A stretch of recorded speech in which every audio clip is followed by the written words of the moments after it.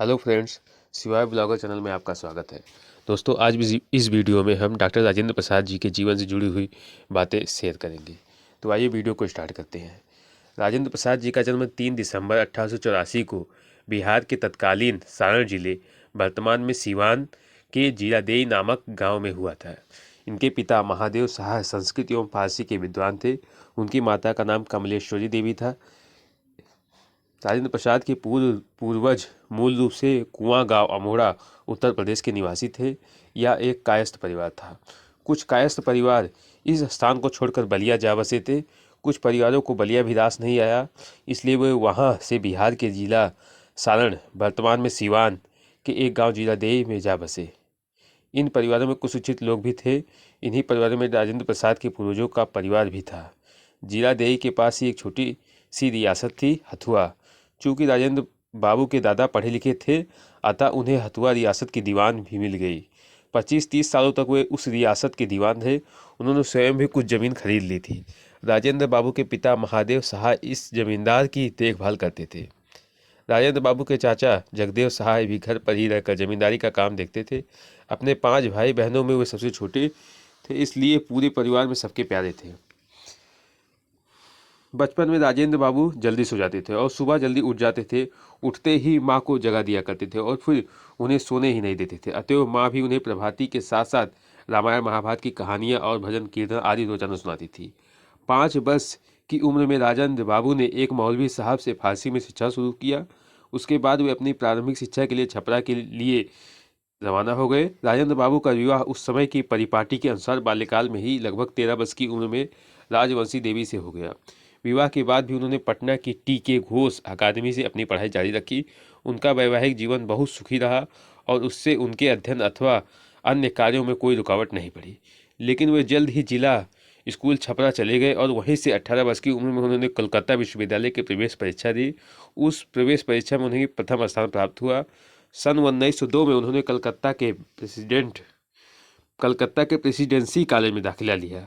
उनकी प्रतिभा ने गोपाल कृष्ण गोखले तथा बिहार विभूति अनुग्रहण नारायण सिन्हा जैसे विद्वानों का ध्यान अपनी ओर आकर्षित किया। 1915 में उन्होंने स्वर्ण पदक के साथ विधि परास्नातक LLM की परीक्षा पास की और बाद में लॉ के क्षेत्र में उन्होंने डॉक्टरेट की उपाधि भी हासिल की। राजेंद्र बाबू कानूनी की अपनी पढ़ाई का अभ्यास भागलपुर बिहार में किया करते थे। हिंदी एवं भारतीय भाषा प्रेम।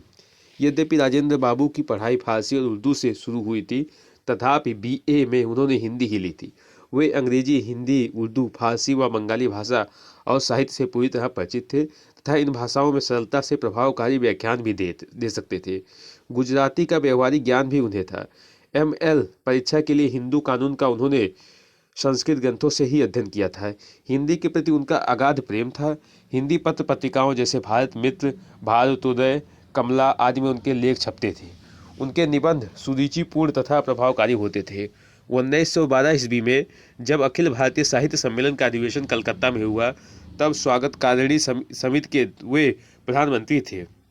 1920 ईस्वी में जब अखिल भारतीय हिंदी साहित्य सम्मेलन का 10वां अधिवेशन पटना में हुआ था, तब भी वो प्रधानमंत्री थे। 1923 में ईस्वी में जब सम्मेलन का अधिवेशन काकीनाडा में होने वाला था, तब वे उसके अध्यक्ष मनोनीत हुए थे, परंतु रुग्णता के कारण वे उसमें उपस्थित ना हो सके। अतः उनका भाषण जमनालाल बजाज ने पढ़ा था। 1926 ईस्वी में वे बिहार प्रादेशीय हिंदी साहित्य सम्मेलन के और 1927 ईस्वी में उत्तर प्रदेशीय हिंदी साहित्य सम्मेलन के सभापति थे। हिंदी में उनकी आत्मकथा बड़ी प्रसिद्ध पुस्तक है। अंग्रेजी में भी उन्होंने कुछ पुस्तकें लिखी। उन्होंने हिंदी के विदेश और अंग्रेजी के पटना ला वीकली समाचार पत्र का संपादन भी किया था। स्वतंत्रता आंदोलन के दौरान उनका क्या रोल था दोस्तों, आइए जानते हैं इस वीडियो में। भारतीय स्वतंत्रता आंदोलन में उनका पदार्पण वकील के रूप में अपने कैरियर की शुरुआत करते ही हो गया था। चंपारण में गांधी जी ने एक तथ्य अन्वेषण समूह भेजे जाते समय उनसे अपने स्वयं सेवकों के साथ आने का अनुरोध किया था। राजेंद्र बाबू महात्मा गांधी की निष्ठा, समर्पण एवं साहस से प्रभावित हुए और 1928 में उन्होंने कोलकाता विश्वविद्यालय के सीनेटर का पद त्याग दिया। गांधी जी ने जब विदेशी संस्थाओं के बहिष्कार की अपील की थी, तो उन्होंने अपने पुत्र मृत्युंजय प्रसाद, जो एक अत्यंत मेधावी छात्र थे, उन्हें कोलकाता विश्वविद्यालय से हटाकर बिहार विद्यापीठ में दाखिला करवाया था। उन्हें सर्च लाइट और देश जैसी पत्रिकाओं में इस विषय पर बहुत से लेख लिखे थे और इन्हें एक अखबारों के माध्यम से वे अक्सर धन जुटाने का काम भी करते थे। 1914 में बिहार और बंगाल में आई बाढ़ में उन्होंने काफ़ी बढ़ चढ़कर सेवा कार्य भी किया था। भारत के स्वतंत्र होने के बाद संविधान लागू होने पर उन्होंने देश के पहले राष्ट्रपति का पदभार संभाला था। जी हाँ दोस्तों, भारत के स्वतंत्र होने के बाद संविधान लागू होने पर उन्होंने देश के पहले राष्ट्रपति का पदभार संभाला था। राष्ट्रपति के तौर पर उन्होंने पहले कभी भी अपने संवैधानिक पदों में प्रधानमंत्री या कांग्रेस को दखलंदाजी का मौका नहीं दिया और हमेशा स्वतंत्र रूप से कार्य करते रहे। हिंदू अधिनियम पारित करते समय उन्होंने काफ़ी कड़ा रुख अपनाया था। राष्ट्रपति के रूप में उन्होंने कई ऐसे दृष्टांत छोड़े जो बाद में उनके परिवर्तनों के लिए उदाहरण बन गया। जी हाँ दोस्तों, उन्होंने ऐसे कई काम किए जो कि आने वाले समय के लिए उदाहरण बन गया। भारतीय संविधान के लागू होने से एक दिन पहले 25 जनवरी 1950 को उनकी बहन भगवती देवी का निधन हो गया, लेकिन वे भारतीय गणराज्य की स्थापना की रस्म के बाद ही दाह संस्कार में भाग लेने गए। 12 वर्षों तक राष्ट्रपति के रूप में कार्य करने के पश्चात उन्होंने 1962 में अपने अवकाश की घोषणा की। अवकाश ले लेने के बाद ही उन्हें भारत सरकार द्वारा सर्वोच्च नागरिक सम्मान भारत रत्न से नवाजा गया। सरलता, डॉक्टर राजेंद्र बाबू जी की जीवन में काफ़ी सरलता थी। उनकी वेशभूषा भी काफ़ी सरल थी। उनके चेहरे मोहरे को देखकर पता ही नहीं लगता था कि वे इतने प्रतिभा संपन्न और उच्च व्यक्ति वाले सज्जन हैं।